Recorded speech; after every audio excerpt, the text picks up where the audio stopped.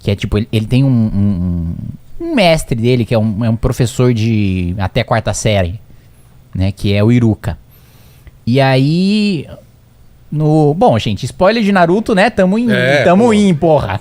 Né? Tamo em... Até esqueci o ano que a gente tá. Tamo em 2023, né? Então não existe mais spoiler de Naruto. Em pleno 2023. Em pleno 2023. Ano da picanha. Ano da picanha, da cervejinha, né? Spoiler de Naruto não existe, né? Então, ele vai se casar, né? No final do anime, ele vai se casar. Só que, assim, antes mesmo dele nascer... um tempinho... um tempinho depois dele nascer, o pai dele morre, então ele nunca conhece o pai, né? E aí ele chama o professor pra conversar, e aí fala, olha, vamos lá comer um soba, tal. Aí o professor, ele tá um tempão pensando no que ele vai falar no vídeo que vai aparecer dos amigos do Naruto falando no casamento dele. Tem um carinha, né, que tá gravando todos os amigos do Naruto, e aí a galera sempre mandou uma mensagem. Sim. E ele tá um tempão pensando, fala, puta, eu fui o primeiro professor do Naruto.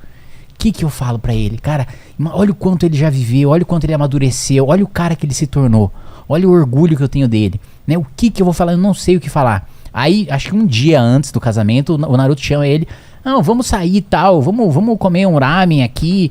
Aí ele fala, ele dá uma porrada assim no Naruto e fala, você tá louco? Um dia antes do seu casamento, você não amadureceu porra nenhuma. E eu aqui pensando um tempão, o que eu vou falar, né, no dia do seu casamento, né? E você aí, porra, me chamando pra comer o ramen lá que a gente já come desde há séculos. Né? Pelo amor de Deus, Naruto, você não amadureceu nada.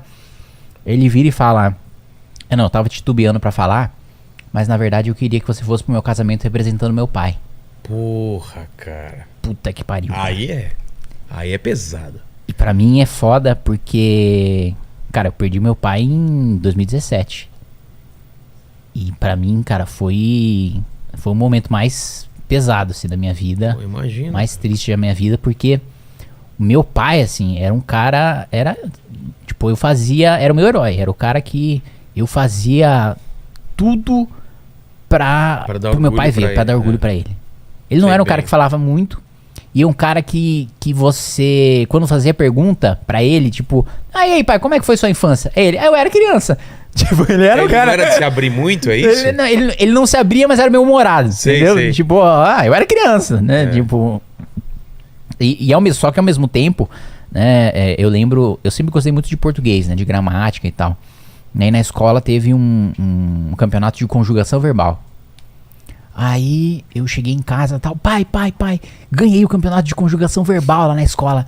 Aí ele, que legal, filho, primeiro lugar? Eu falei, não, segundo, pai. Aí ele,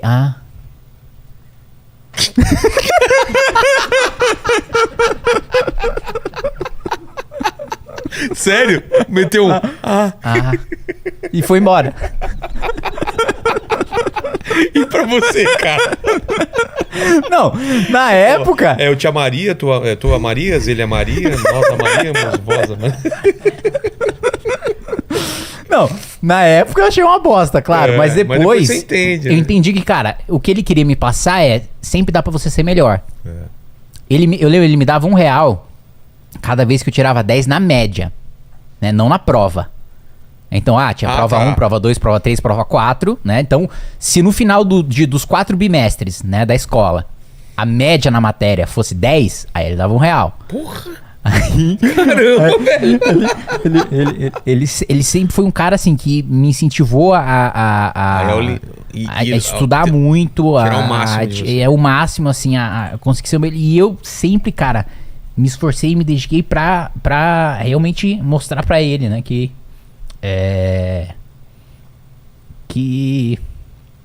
eu queria honrar ele, né? E é um momento difícil, Vilela, da minha vida, que eu falo pra você que até hoje eu não superei, cara. Eu sei, eu imagino. Eu imagino meu pai, cara, que tá doentinho também, eu imagino como deve ser, cara. Até hoje, cara, eu faço as coisas, eu consigo, enfim, sei lá, vou bem na faculdade, ganho eleição, saio numa revista e, puta, ele não tá aqui pra ver, cara. E aí, eu paro e penso, pra que eu tô fazendo se ele não tá aqui pra ver? Eu não sei o que você acredita, cara, mas a gente Aí tem eu que sei, acreditar em alguma coisa. Eu acredito, Que ele tá vendo de alguma forma, porque senão realmente... Eu acredito que tem um mundo metafísico, eu acredito que de alguma maneira ele ainda existe, mas eu não sinto. Eu sei. Sabe? É isso que é o difícil, né? Não tem aquele contato. E talvez você fique também se perguntando se você devia ter falado mais com ele, ter usado o seu tempo. A gente sempre vai ter essa sensação de que podia ter feito mais, né? É pior que eu não tenho a sensação de que podia ter feito mais, eu só tenho a sensação de que eu queria muito que ele visse onde eu cheguei, o que eu tô fazendo. Mas o que ele viu seu?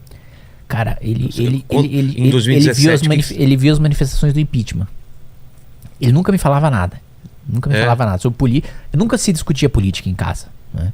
Meus pais sempre foram pessoas normais. O que pessoas normais fazem? Esquecem quem votaram. Então, eles sempre foram pessoas... Eu nunca ouvi falar nada. Eu fui saber o que meu pai falava, né, de mim, e sobre o ativismo político e tal, depois que ele morreu. Quando eu fui perguntar para meus tios, para minha mãe e para minhas irmãs, né? Vocês nunca falavam disso, então? Não. Aí a minha mãe falou, olha, eu sempre assistia seus vídeos, né? Aí eu perguntava se ele queria assistir. Aí ele falava que sim. E aí ele assistia, e toda vez que saía uma matéria sobre você, ele comprava o jornal e ia mostrar pros colegas. Cara. Você vê o orgulho, né, cara, que ele tinha. Só que ao mesmo tempo, ele tinha muito medo que fizessem alguma coisa com você, cara. Quando você ficava com o discurso muito duro, ele pedia pra parar de assistir. Eu e minha irmã me contou também que uma das últimas coisas que ele disse antes de morrer no hospital foi, olha, eu tenho muito medo que machuquem o Kim. Eu tenho muito medo que faça alguma coisa com ele. E eu tenho muito medo de toda a responsabilidade que colocam nas costas dele. E cara, até hoje eu... Pô, eu tenho muita sorte de ter os amigos, de ter a família que eu tenho, porque pra mim é muito difícil, cara. Isso que eu tô falando aqui pra você agora e pra todo mundo. Acho que assim, primeiro, tem muitas outras pessoas que vivem uma situação na mesma, e eu acho que a melhor coisa que você tem é se abrir. Porque assim, existe um certo preconceito, né, de porra, é falta de lote pra carpir, né, depressão, né, enfim, mas realmente é um bagulho foda, é um bagulho doentio e que... Mas você tem sentido mais falta dele em alguns momentos, que nem você fala? Cara, quando você tem alguma conquista, alguma coisa importante que bate essa sensação? Cara, ultimamente eu tenho sentido todo dia, assim. Tenho sentido todo dia. E puto, faço terapia, eu tomo remédio pra depressão, tomo remédio pra ansiedade, tomo remédio pra dormir. E minha psicóloga fala, né? Pô, você criou a fantasia de que você não consegue viver sem seu pai. Você acha que é isso Eu mesmo? acho que é exatamente isso. É mesmo? Porque quando ela me disse isso, eu perguntei. Tipo, ele era sua rocha e isso faz falta de se apoiar nele nos momentos. Sim. Tudo que aconteceu de difícil, você ligaria pra ele ou falaria com ele. Sim. É mesmo? E porque quando ela disse isso, você criou essa fantasia de que você não consegue viver sem o seu pai. Eu perguntei pra ela, por que você acha que isso é uma fantasia? E ela falou o quê? Ela falou, porque os pais morrem. É a natureza, eles vão antes dos filhos. Eles vão antes dos filhos. E você, a sua felicidade não pode estar vinculada a outra pessoa. Ah, sim. Mesmo que seja do seu pai. As suas conquistas, as coisas que você consegue pra si, a sua felicidade tem que estar vinculada a você mesmo. Você não pode viver pra agradar outra pessoa. Você tem que viver pra agradar você mesmo. Só que ainda assim eu não consigo incutir isso na minha cabeça. Ainda assim eu paro, penso, botar, sei lá, quantidade de pessoas, puta, quando eu vou num, sei lá, qualquer coisa, mandar emenda pro hospital, quantidade de pessoas que eu tô ajudando com isso.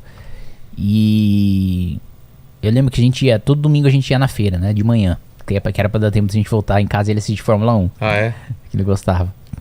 E eu lembro um dia que a gente tava voltando, aí tinha um cara com o carro quebrado, né? E aí, esse cara com o carro quebrado, meu pai falou, vai lá ajudar. Aí eu falei, pai, eu tenho vergonha, né? Eu não conheço o cara e tal. Aí ele falou, vai lá ajudar. Eu falei, não, meu Deus, eu sou muito tímido, pai. Eu tenho vergonha, eu sempre fui muito tímido, né? Eu tenho vergonha. E aí ele foi lá ajudar, né? Aí ele voltou e falou, você tinha que ter vergonha de não ter ido ajudar. Essas coisas, esse tipo de coisa. Que é sabedoria, né? É isso, mas vida. ao mesmo tempo é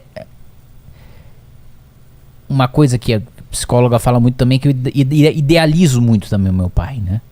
Como um cara que era muito sábio, como um cara que era muito enigmático e tal, mas na realidade meu pai era um cara muito simples. Não era um cara muito sofisticado, não era um cara de... sei dos meus tios falarem que quando eles eram crianças ele era o mais forte fisicamente, aí por isso ele abria não sei o que pra eles poderem colocar cerca e tal. E era isso, assim, não era um cara um grande estudioso, intelectual, nem nada do tipo. Mas ao mesmo tempo eu sempre, como ele era um cara muito calado, eu sempre tinha essa sensação de que ele tem alguma coisa lá pra ele me falar, enigmática lá, que ele nunca me fala. Mas não tinha, a maneira, e essa é uma coisa que meus irmãos me falam, né? A maneira que ele tinha de demonstrar que amava a gente era pagando a escola, era trabalhando. Mas era muito nunca da levando... geração dos pais. Meu pai, eu vejo isso também. É muito difícil ele falar, eu te amo, eu sinto a falta, mas é pela ação, cara, pelas coisas que ele faz que você vê esse amor, né, cara? Sim. E não tem medida, né? Que a minha irmã até falava, porque o papai, quando ele estava insatisfeito, ele falava. Então, quando ele estava quieto, é porque ele estava porque ele estava feliz. Quando ele estava, por exemplo, ele dizia, uma vez ele chegou para mim e falou, olha, você tá gastando demais. Esse, tá vendo, Gui? Isso é um exemplo do negócio que ele não é satisfeito, que ele não... Puta, e quando ele não fala, ele tá feliz. Ele é um cara também que nunca aceitava presente. Ele não usava, tipo, você dava um tênis pra ele, não usava, você dava uma gravata pra ele, não usava. Ele aceitava como presente sair pra comer. Tá. Você pagava olha, pai, você vai, tinha um restaurante lá, a cidade a gente morava em Indaiatuba, que paga um self-service à vontade aí pra mim.